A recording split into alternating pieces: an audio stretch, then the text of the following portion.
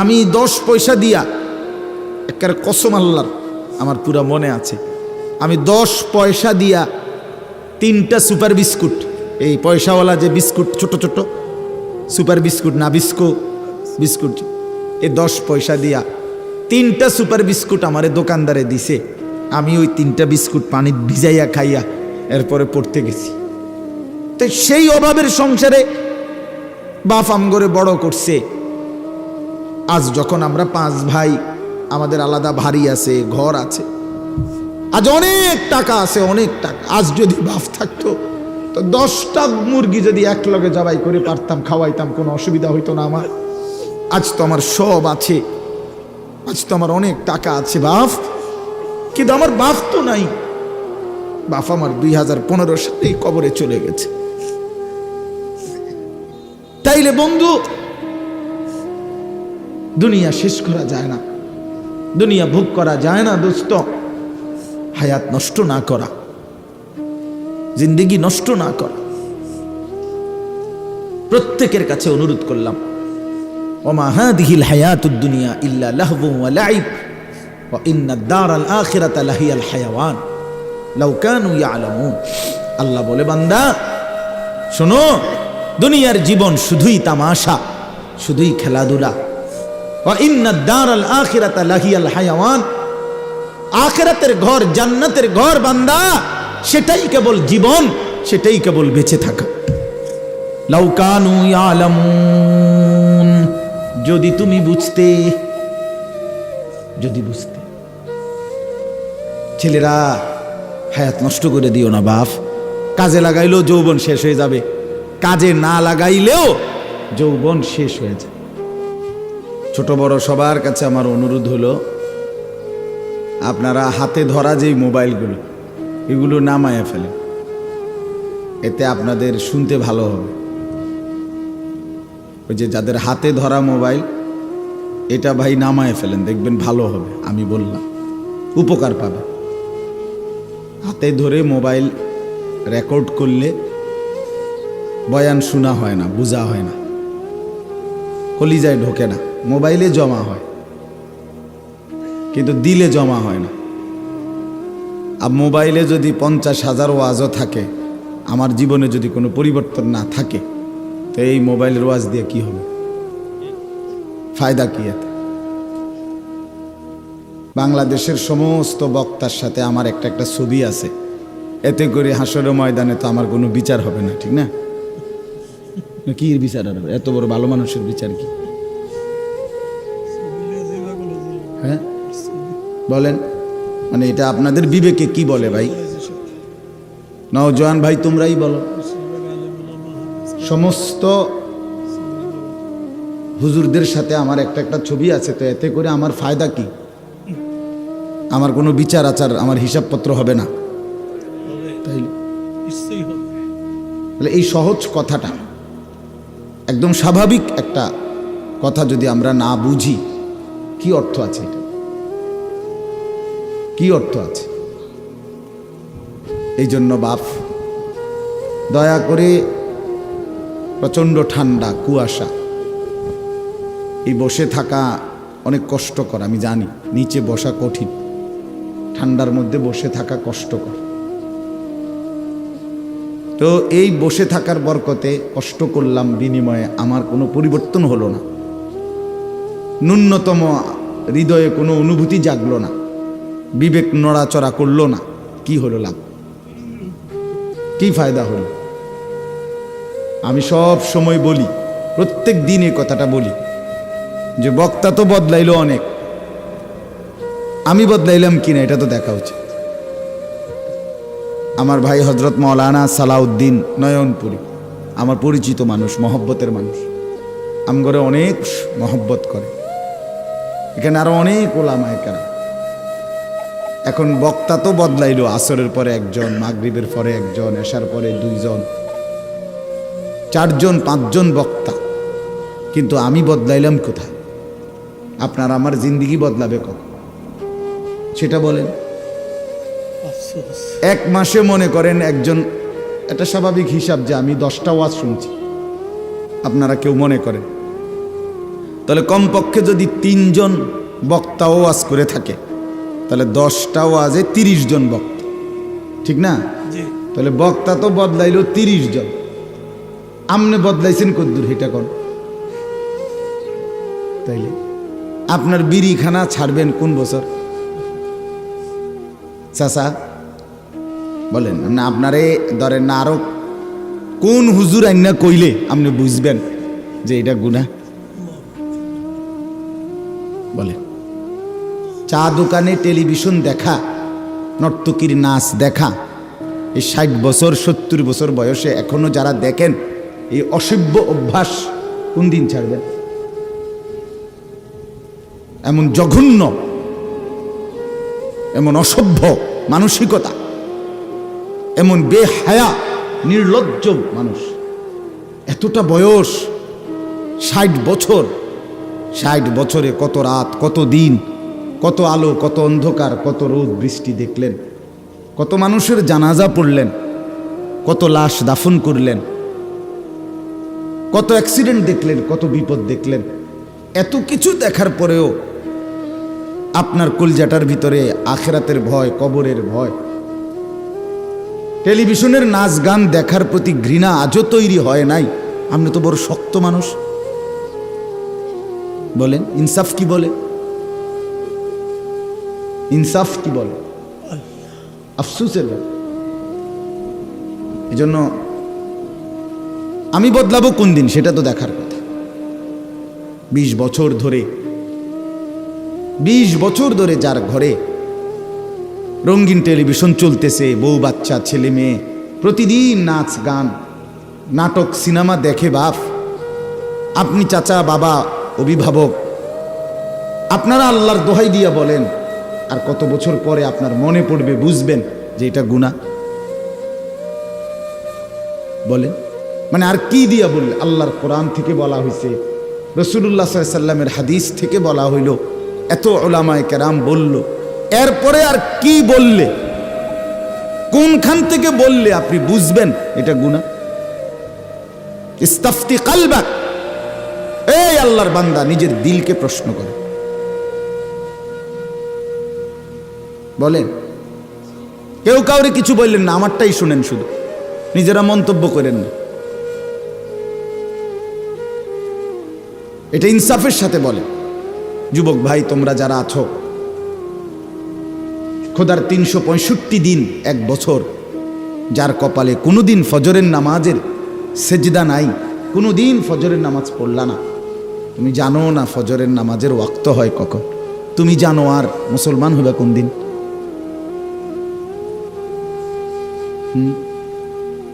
বলো ভাইয়া, তুমি মানুষের বাচ্চা হবা কোন দিন?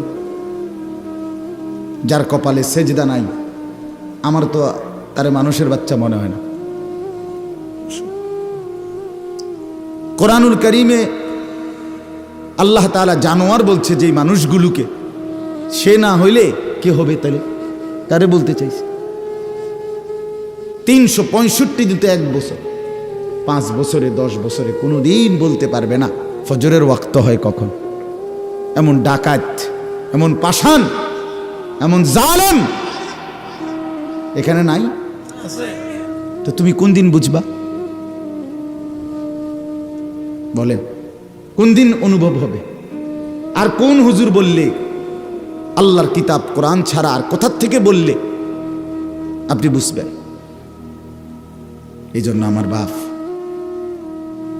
আমি অনুরোধ করছি, শুধু শুনবার জন্য বসা না, বরং আমার দিলে, আপনার দিলে যেন অনুভূতি জাগে, ফিকির চাই, ফিকির, দিলটা যেন নড়ে চড়ে ওঠে, বিবেক যেন নড়ে চড়ে ওঠে, এটা উচিত। ভেবে দেখেন, আমি আমাকে নিয়ে ভাবি, আপনি আপনাকে নিয়ে ভাবেন, প্রত্যেকেই প্রত্যেকের অবস্থার উপরে ভাবেন ইনসাফের সাথে।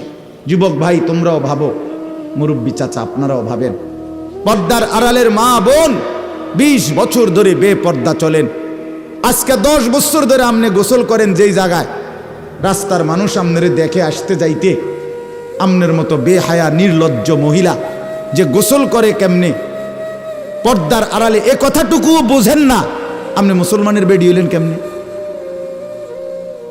কথা বলেন না কেন? আপনার মতো বেশরম মহিলা আল্লাহর জমিন আর কে? কোন দিন বুঝবেন আপনি? কত বছর পরে বুঝবেন আপনি বেপর্দা জিন্দিগি এটা গুনাহ? আপনাদের যাদের ছেলে নামাজ পড়ে না, মেয়ে পর্দা করে না, স্ত্রী পর্দা করে না, আপনাদের যাদের ঘরে আপনাদের টাকা দিয়ে বিদ্যুৎ বিল দেন, আপনাদের টাকা দিয়ে ইন্টারনেটের বিল দেন, ডিশের বিল দেন, আর সেই টাকা দিয়ে আপনাদের ঘরে আপনাদের স্ত্রী সন্তান টেলিভিশনে নাচ গান নাটক সিনেমা নর্তকীর ছবি জিনা ব্যভিচার দেখে, আল্লাহর কসম পুরুষরা আপনাদের যাদের ঘরে টেলিভিশনে বউ বাচ্চা নাচ গান দেখে আপনারা প্রত্যেকে দায়ুস। আমার নাম আনিসুর রহমান, মনে রাখেন। আরেকবার না আয়নের খেয়ালে কইছি, আজ যাতে আয়ন না লাগে, একবারেও আজ মনে রাখবেন। স্পষ্ট হাদিস, আল্লাহর নবী সাল্লাল্লাহু আলাইহি সাল্লাম বলেন 3 ধরনের ব্যক্তির জন্য জান্নাত হারাম। হারামাল্লাহু আলাইহিমুল জান্নাহ তালাসা, 3 ধরনের ব্যক্তি নবীজি বলছেন। 1 নাম্বার হলো মুদমিনু খাম, নেশাখোর মদখোর, মদ পান করে যে নেশা করে, এই নেশাখোর জানোয়ার মদখোর, ফেন্সিখোর, বাবাখোর, ডাইলখোর, আবার ট্যাবলেট ব্যবহার করে, তার জন্য আল্লাহ রাসূল বলছে জান্নাত তোর জন্য হারাম। 2 নাম্বার আকুল ওয়ালিদাইন, পিতা মাতার নাফরমান, মা বাবারে কষ্ট দেয় যে, মা বাবার উপরে জুলুম করে যে, মা বাবার অবাধ্য যে, তার জন্য জান্নাত হারাম। আর 3 নাম্বার ওয়াদাইয়ুস। এখন প্রশ্ন হইল দাইয়ুসের জন্য আল্লাহ রাসূল বলছে জান্নাত হারাম। এখন দাইয়ুস কে? খোদার কসম আমার ব্যাখ্যার দরকার নাই, আমার কথা না, রাগ হওয়ার কোনো সুযোগ নাই। আল্লাহ রাসূল বলছেন সাল্লাল্লাহু আলাইহি ওয়াসাল্লাম আল্লাযী ওয়াদাইয়ুস আল্লাযী ইউকিররু আহলাহু আল খুবুস। এটাই হাদিসের এবার রাসূলুল্লাহ সাল্লাল্লাহু আলাইহি সাল্লাম বলেন, এবং দাইয়ুসের জন্য জান্নাত হারাম।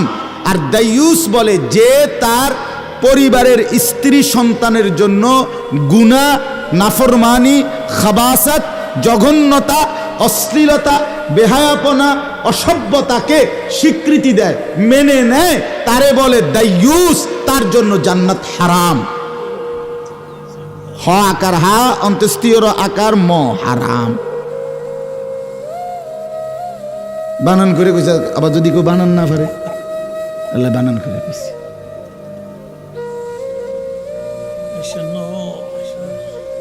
বলে জবাব দেন আপনারা।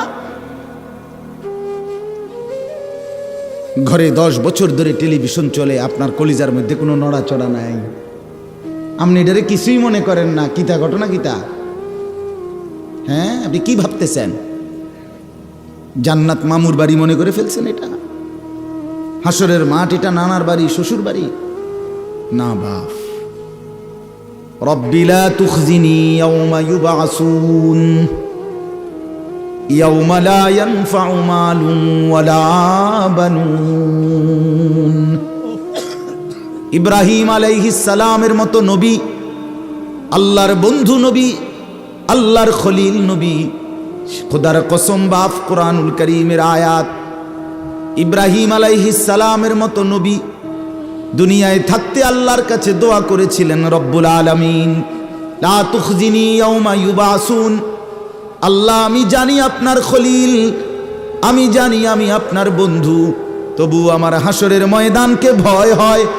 আল্লাহ, আমি ইব্রাহিমকে হাসরের মাঠে বেইজ্জতি করিয়েন না। ইয়াওমা লা ইয়ানফাউ মালুন ওয়ালা বানুন।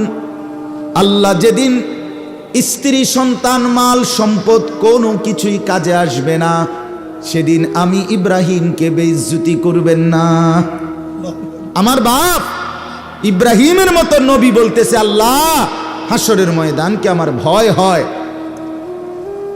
আপনি কে? আমি কে? কথা বলেন না। আপনি আমার কোনো পাত্তা আসেনি?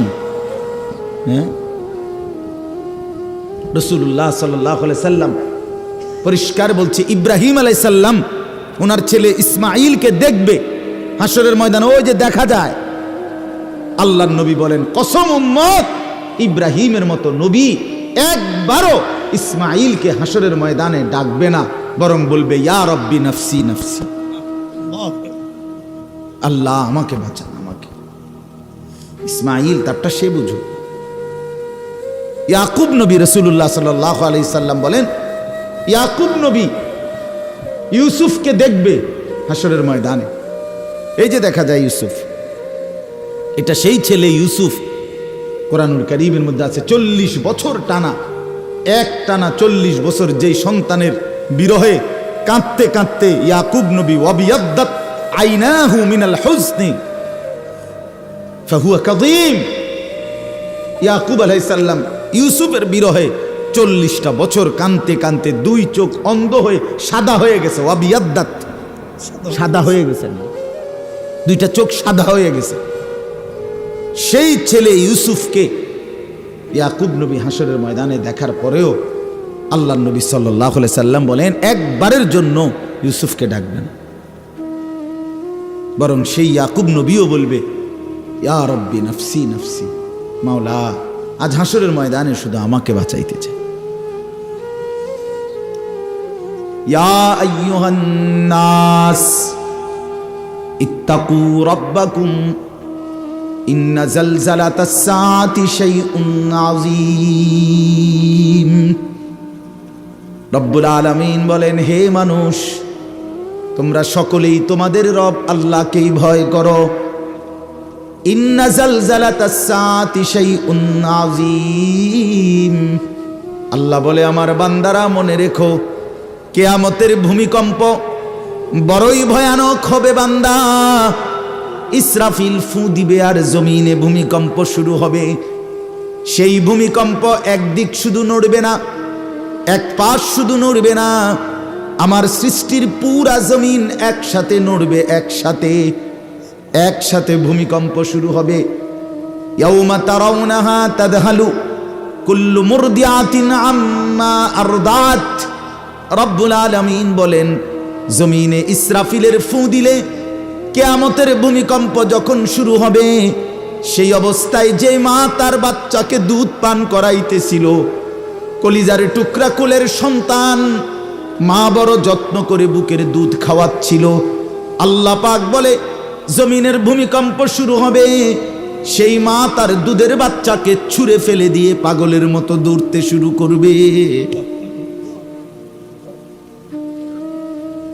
অতাদাউ কুল্লু দাতি হামলিন হামলাহা, এটা কোরআনের আয়াত।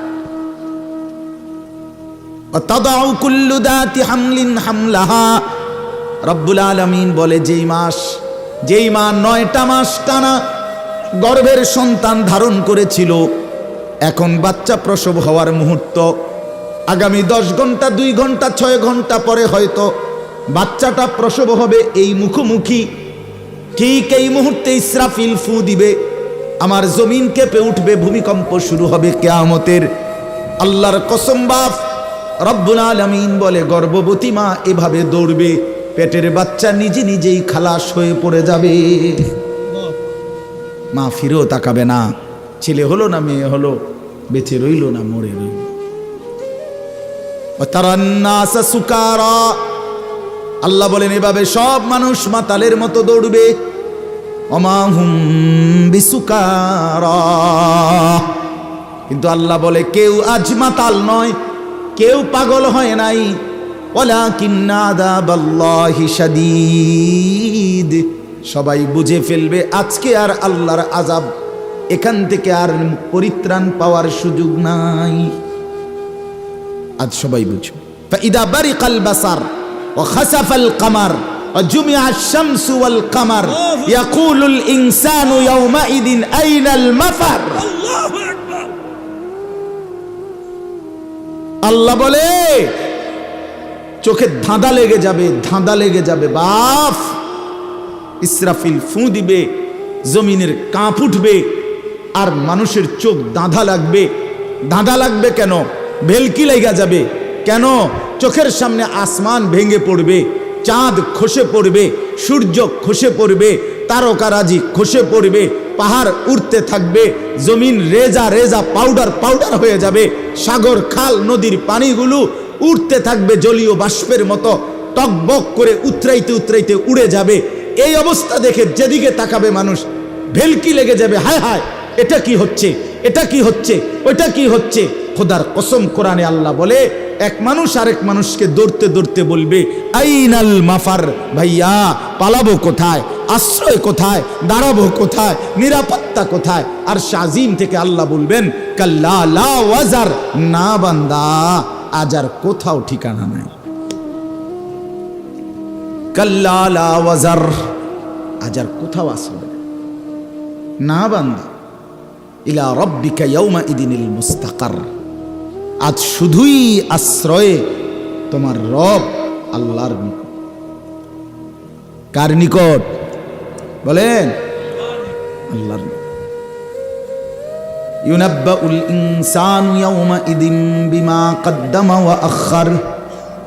রব্বুল আলামিন বলেন ইসরাফিলের শিঙ্গা ফু দিয়ে পুনরায় আমি আল্লাহ হাসরের মাঠে সবাইকে নিয়ে আসব, আর প্রত্যেকটা মানুষকে তার জিন্দিগির দুইটা জিনিস জানাবো। একটা হলো ভালো কিংবা মন্দ তুমি নিজের হায়াতে যা করেছ, আরেকটা হলো ওয়া আখার, তোমার মৃত্যুর পরে তোমার নামে ভালো কিংবা মন্দ যা কিছু দুনিয়াতে চালু ছিল, দুইটার হিসাব। এই মসজিদে আমি নামাজ পড়েছি মোট যত ওয়াক্ত, এটাও আমার আমল নামাতে জমবে। এই মসজিদে আমি 1 লক্ষ টাকা দিছিলাম, 10,000 টাকা দিছিলাম, বিনিময়ে এই মসজিদটা হয়েছে। এরপরে যতদিন এই মসজিদে মুসল্লি নামাজ পড়েছে তাদের নেকির সমপরিমাণও আমার নামে জমবে। এই টেলিভিশনে আমি যতদিন দেখেছি নাচ গান নর্তকীর ছবি, এটা আমার নামে গুনাহ জমবে।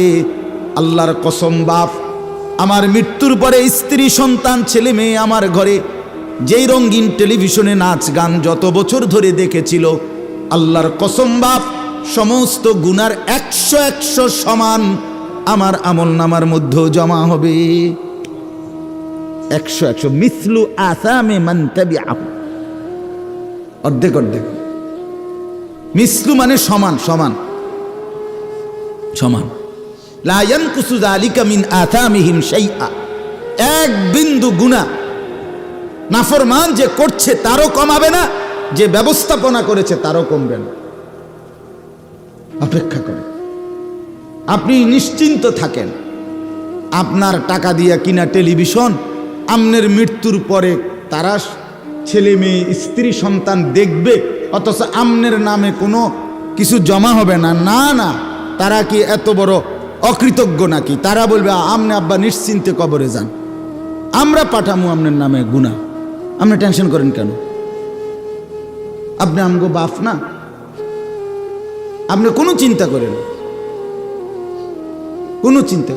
আপনি সুদে টাকা দিয়ে আমারে মানুষ করছেন, সুদে টাকা দিয়ে ঘর করে দিছেন, আপনি মরার পরেও আপনার নাম ভুলবো কেন? সুদের টাকা চলবে, আপনার নামও আমল জমবে, গুনাহ জমবে, অসুবিধা কি? আপনি নিশ্চিন্ত থাকেন। নাউযুবিল্লাহ। হ্যাঁ বাপ, খামখেয়ালি করেন না, আমি অনুরোধ করছি। আমি লম্বা কথা বলতে চাই না, অল্প কথাই। আমার কথা হলো খামখেয়ালি করেন না, না খামখেয়ালি করবেন না। আমার বাপ, আবারও বলছি, আপনি আমি তামাশা করেন না। নওজোয়ান ছেলেরা, নওজোয়ান, কোনোভাবেই তুমি এই জওয়ানির হালাতে শেষ পর্যন্ত থাকতা না। হয় কবরে চলে যাবা, নয় বৃদ্ধ হয়ে যাবে। আমার বাপ, এই শরীর যৌবন হয়তো কবরে পাঠাই দিবে, আর নাই তো শরীরটা দুর্বল হইয়া বৃদ্ধ হয়ে যাবে। এই জওয়ানি থাকবে না দোস্ত, থাকবে না। আজকের সারাদিনে যার কপালে 1 ওয়াক্ত নামাজের সেজদা নাই, বাপ তুমি বহুত বড় বদনসিব, তুই বড় মন্দ কর, তুই বহুত বড় দুর্ভাগা। তোমার উপরে খোদার লানত, তোমার উপরে তোমার রসুলের লানত, তোমার উপরে আল্লাহর সমস্ত ফেরেস্তার লানত, তোমার উপরে আল্লাহর সমস্ত মখলুকাতের লানত। এত অভিশাপ নিয়ে তুমি বাঁচতা না, ভালো থাকতে পারত না, সুখে থাকতে পারত না। অনুরোধ আমার। কোরআনুল কারীমের মধ্যে আছে, আল্লাহ তাআলা নবী সাল্লাল্লাহু আলাইহি ওয়াসাল্লামকে বলছেন, বন্ধু মনের ইচ্ছা মতো যে চলে, আরাআইতা মান ইত্তাখাযা ইলাহাহু হাওয়াহু আফা আনতা তাকুনু আলাইহি ওয়াকিলা। আল্লাহ নবীকে জিজ্ঞেস করতেছে, বন্ধু মনের ইচ্ছা মতো যে চলে, আমি তো তার কোনো দায়িত্ব নেব না, বাকি আপনার কাছে জানতে চাই, আফা আনতা তাকুনু আলাইহি ওয়াকিলা, আপনি নবী, আপনি আপনার এমন উম্মত যে মনের ইচ্ছা মতো চলে, আপনি তার ওকিল হবেন?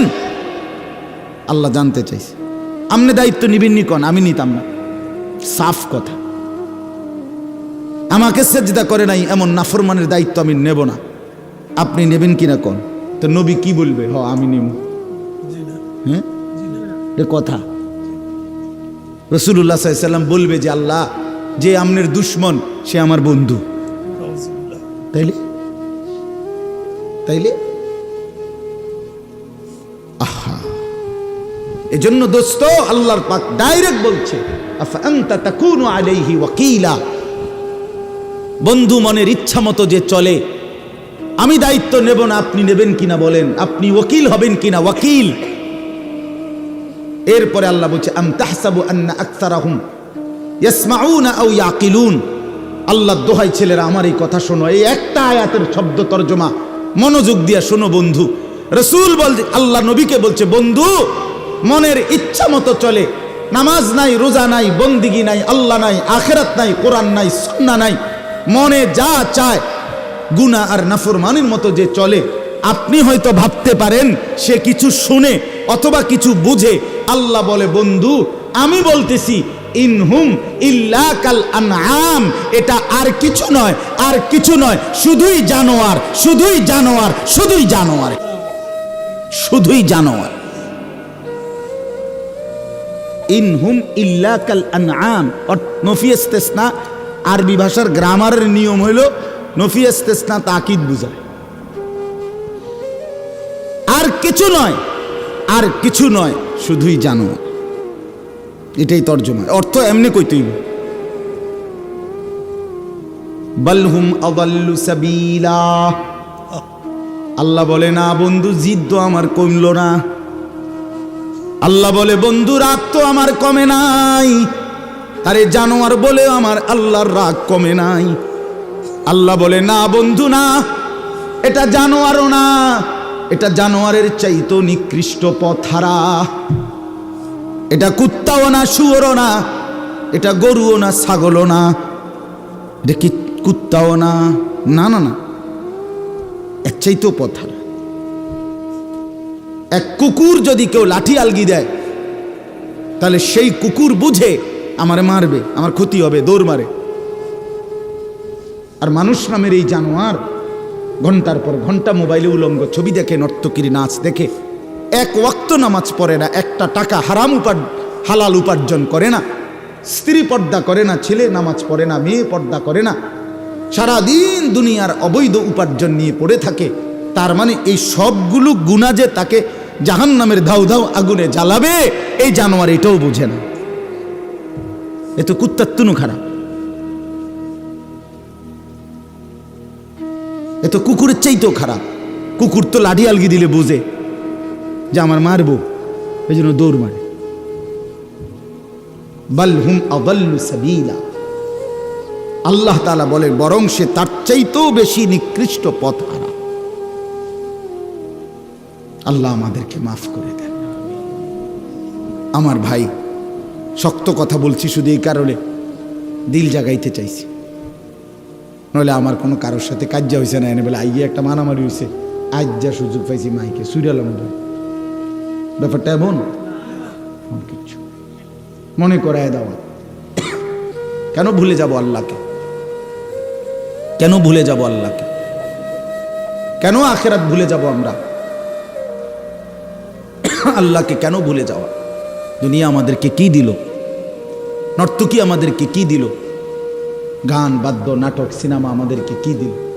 হারাম উপার্জন যে মানুষগুলো করছেন, আল্লাহর কসম করে বলেন, তার কি সংসারের প্রয়োজন, চাহিদা শেষ পর্যন্ত পূরণ হয়ে গেছে? তো লাভ হয়েছে কি?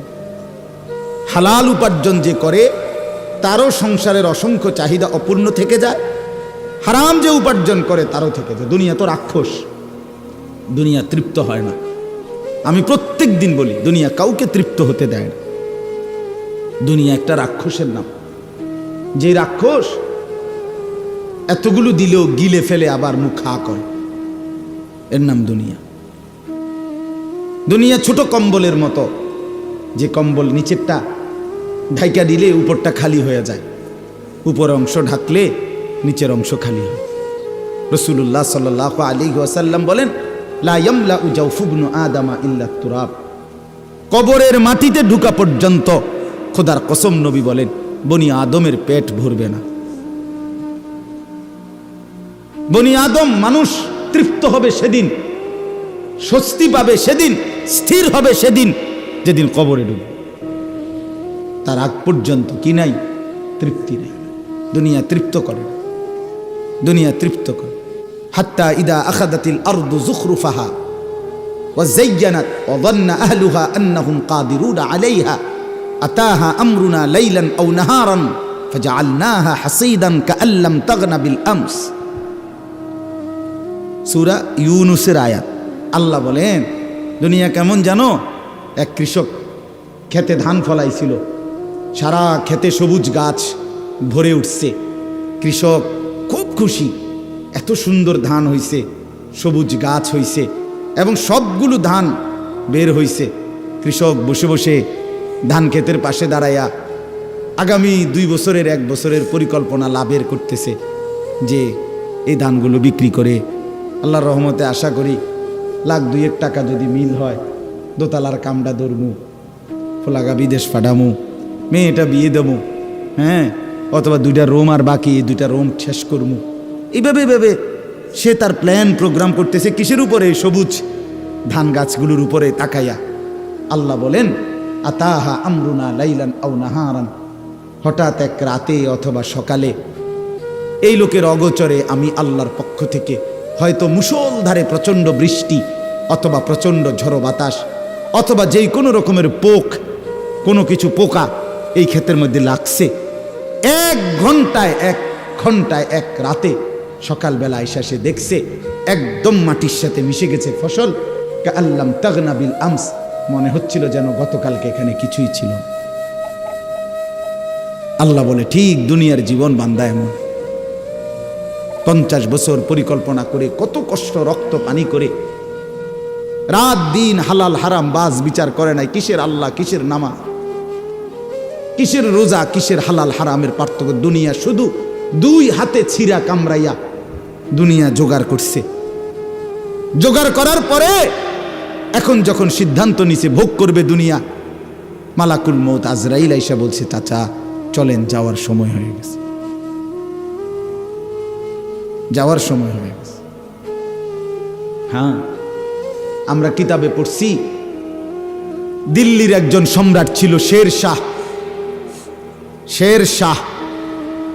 তিনি দিল্লির বাদশাহ হয়েছিলেন। দীর্ঘ 60 বছর যুদ্ধ করে লাগাতার শেষ পর্যন্ত উনি দিল্লির ক্ষমতা দখল করছিলেন, দিল্লির বাদশাহ হয়েছিলেন।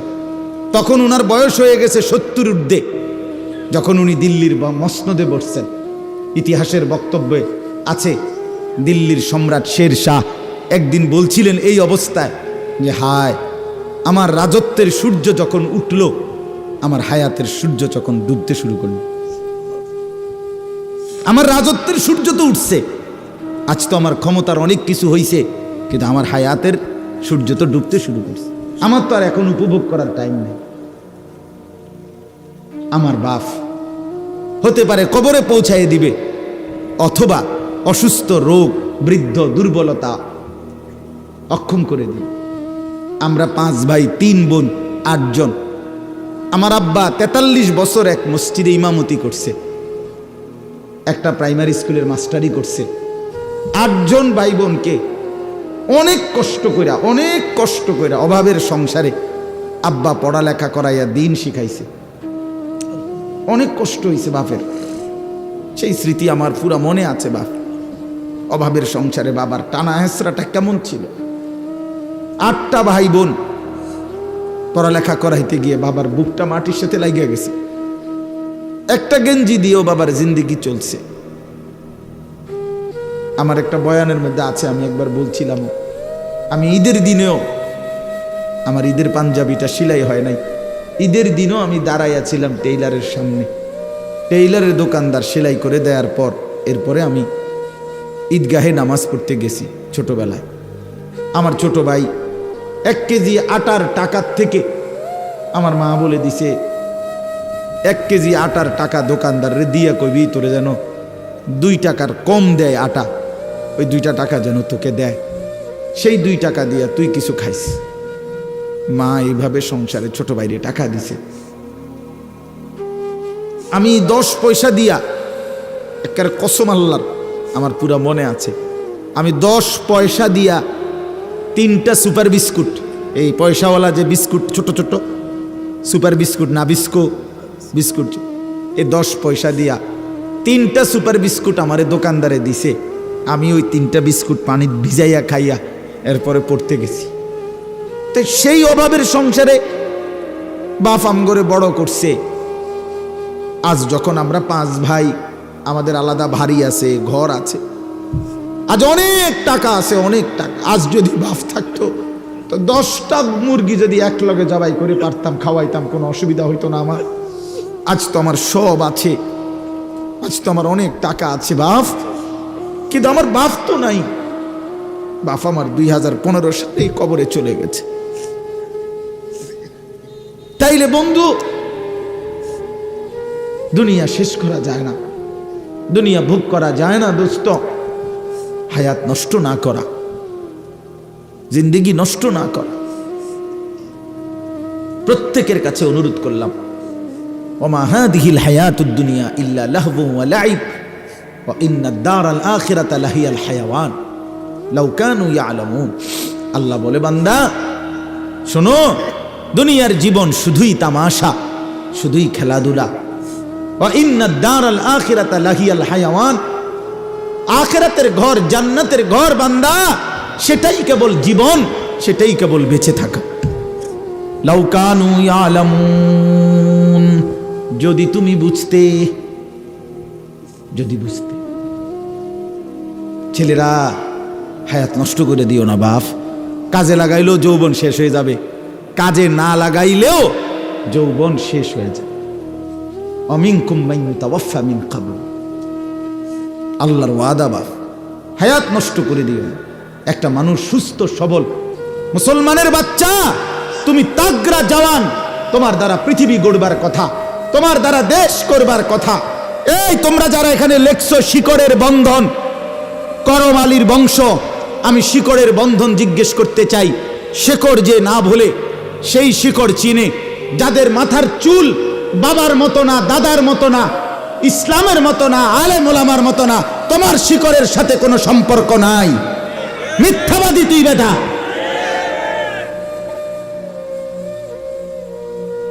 তোর বাবা কোনোদিন এই চুল রাখে নাই। কথা বলেন না কেন?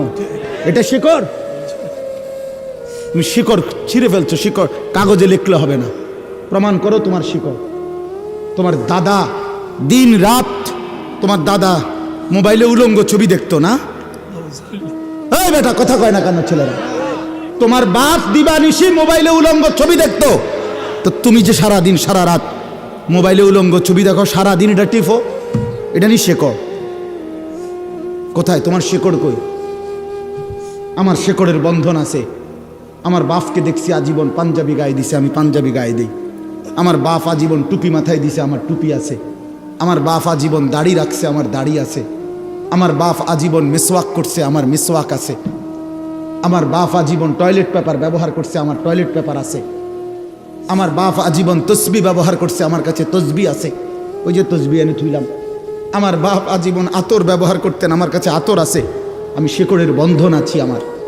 তোমার শেকড়ের বন্ধন তুমি বলো, বলো মিয়া, তোমার ইসলাম তুমি বুঝায় দাও, তোমার বাপকে বলো। আমি তো অসংখ্যবার বলছি, তোমরা যারা সিনেমার নর্তকীর ছবি, নাচ গান, জিনা ব্যভিচারের দৃশ্য দেখো, এই বাপ তোমরা এক পবিত্র মুসলমান মায়ের 2 বছর দুধ খাইয়া বড় হইছিলা, তোমরা ওই নর্তকীর হাতে বড় হও নাই, মায়ের হাতে বড় হইছো তোমরা। তুই বেটা নর্তকীর সন্তান না, তুই এক মুসলমান মায়ের সন্তান। তুই মাকে ভুলে গেলি কেন? এই বেটা মাকে ভুলে গেলি কেন? বাবাকে ভুলে গেলি কেন? আল্লাহকে ভুলে গেলি কেন? ইয়া আইয়ুহাল ইনসান মা গাররাকা বিরাব্বিকাল কারীম। হযরত মাওলানা তারেক জামিল সাহেব, পাকিস্তানের দাওয়াত ও তাবলীগের বিশ্ববিখ্যাত মুরব্বী, উনি এই আয়াতের এইসা শানদার তর্জমা বলছিলেন।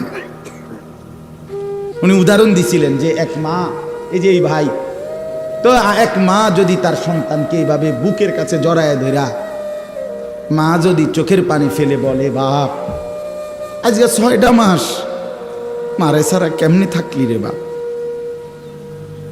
এক মা যদি বলে, কল্পনা করেন তো, আজকে 6টা মাস বাপ একটা ফোন করলি না, মার একটা খবর নিলি না, এ কথা বলে যদি কোনো মা কাঁদা দেয়, আচ্ছা পাথরের মতো দিল সন্তানের কলিজা কি আর বাদ মানবে?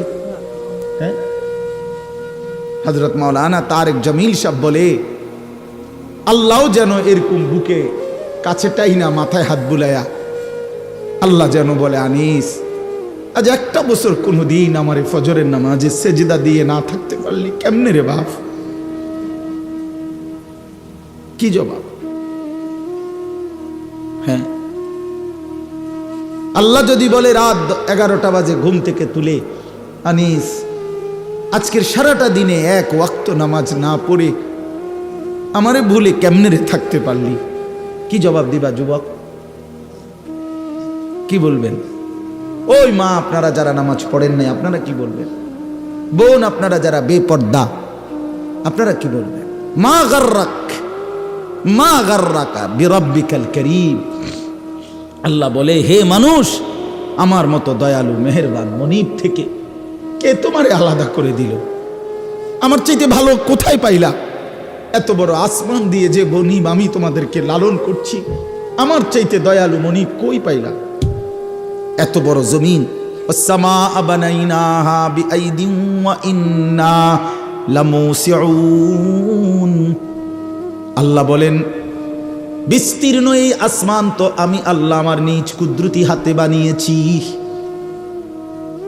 ওয়াল আরদা ফারাশনাহা ফানি'মাল মাহিদুন।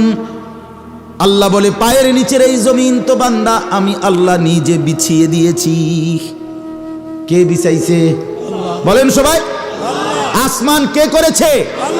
এত বড় আসমান, এত বড় জমিন দিয়ে বান্দা আমি তোমাকে লালন করছি, আমার চাইতে দয়ালু মনিব তুমি কই পাইলা? যুবক বলো, ভাইয়া বলো বলো।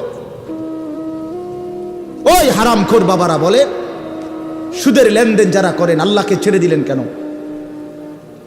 একটা ওয়াক্ত নামাজ যারা পড়েন না আল্লাহকে ছেড়ে দিলেন কেন? কেন? আল্লাহর চাইতে উত্তম কাকে পেলেন?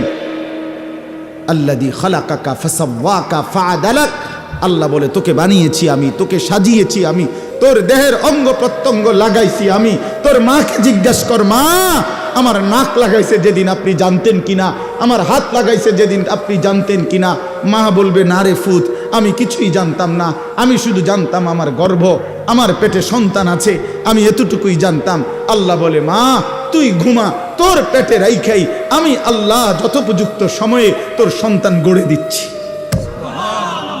ওয়ালাকাদ খালাকনাকুম সুম্মা সাওয়ারনাকুম। আল্লাহ বলে, বানাইছিও আমি, সাজাইছিও আমি। বাহ! মা জানে না, বাবা জানে না, কেউ জানে না। কেউ জানে নাক লাগাইছে কোন দিন, কান লাগাইছে কোন দিন? কেউ জানে? জানে শুধু কে? আল্লাহ। সেই আল্লাহকে কেন ভুলে যাওয়া বাপ? কেন? আজকের থেকে সিদ্ধান্ত নিই, আল্লাহকে নারাজ করব না ইনশাআল্লাহ।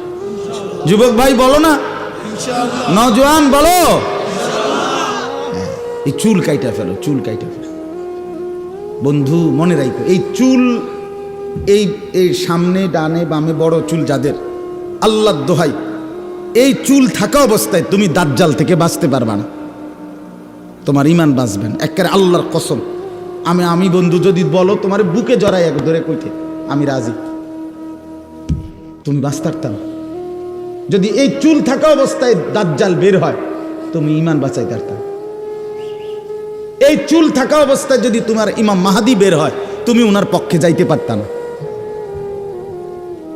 এই চুল সরাসরি দাজ্জালের অনুসারীদের চুল, ঠিক আল্লাহর কসম। রাসূলুল্লাহ সাল্লাল্লাহু আলাইহি সাল্লাম দাজ্জালের যতগুলো বর্ণনা দিয়েছেন তন্মধ্যে দাজ্জালের চুলের বর্ণনা প্রত্যেক হাদিসে যতবার নবীজি দাজ্জালের চেহারার বর্ণনা দিছে ততবার চুলের কথা কইছে। কেন কইলেন এত গুরুত্ব দিয়া? নবী সাল্লাল্লাহু আলাইহি সাল্লাম